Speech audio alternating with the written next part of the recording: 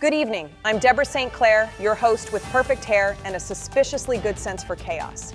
This is News Blast, real news, real funny. Everything you're about to hear is absolutely real and also slightly ridiculous. If you're a lawyer, thank you for your time. If you're just here for the weird, you're in the right place. Let's jump into the headlines before I realize I could be making more money on OnlyFans and log off mid-sentence.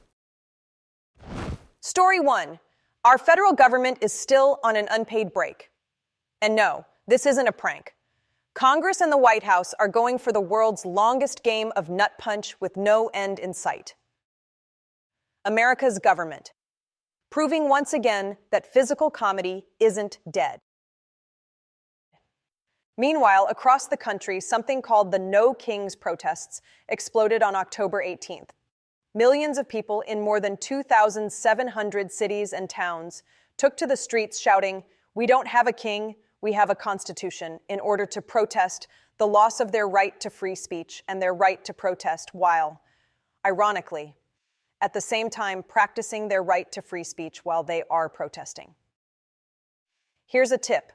If you're reading this as a furloughed federal worker, I hear you can make a ton of money on OnlyFans.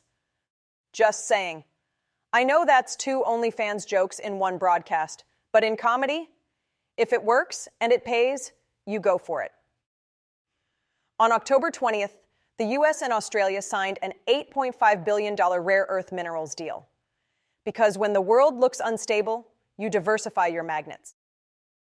And as of this week, Germany's top trading partner is no longer the US. It's now China. Tariffs and trade are shifting like rearranging your furniture during earthquake season. Nobody knows who anyone's trade partner is going to be. As long as we don't end up having to import our food from Britain, we should be okay. Although, forcing Americans to eat haggis and beans on toast would probably solve our obesity epidemic, since nobody could eat anymore. In short, your smartphone's shiny insides just became geopolitics. Can you hear me now? Somewhere, a Verizon rep just felt that in their soul. Back to Beijing. China's economy grew just 4.8% last quarter, its slowest pace in a year. But for context, that's the growth rate of your last hangover from the time you woke up until you stumbled your way into work. So from that view, 4.8% isn't so bad. Meanwhile, the US is pushing broad software export curbs to China. A trade standoff in tech. Because tariffs weren't existential enough, now we've got chips, code, and cooling drones. Restated, if you wanted big drama, simply do a search for US-China trade relations. It's a roller coaster of excitement lately. America and China's will they, won't they relationship is just mesmerizing. In domestic news, inflation may be catching its breath, but your wallet is still doing sprints. Grocery prices up 2.7%, electricity up 6.2%, gas up 13.8% year on year. So when someone says inflation is done, ask them if they can fill their grocery cart. If they say yes, ask them. With food? And yes, that question is now multiple choice.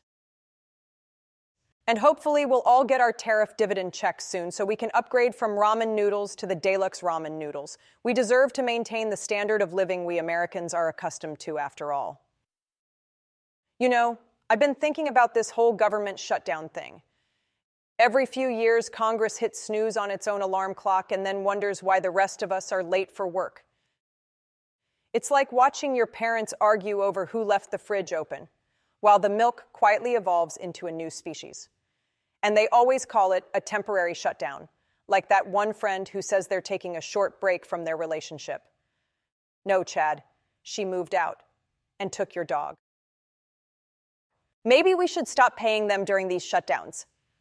Let's see how fast that bipartisan compromise happens when the cafeteria stops serving shrimp cocktail. You ever notice the only thing that never shuts down is the tax collection site? That thing runs smoother than a Tesla on a downhill slope. In summary, if the government wants to take a break, fine. But the rest of us do not want to see a tan line when they get back. In sports, the Chicago Bears celebrated a field goal like they'd won the Super Bowl, which, considering recent history, was adorable. In pop culture, Japan is likely to get its first female prime minister soon. What? Wait. Why is this in here? Why is this in my script? Most Americans under 30 couldn't find Japan on a map. Even if that map was a map of Japan, Americans only care about stuff in America. We'll skip this. Just roll up the teleprompter. Thanks. Meanwhile, the Dallas Cowboys say they're rebuilding. Yeah, so are the pyramids, but they're actually ahead of schedule. And now to our public reactions segment. You know, after every week of headlines like these, the internet never disappoints.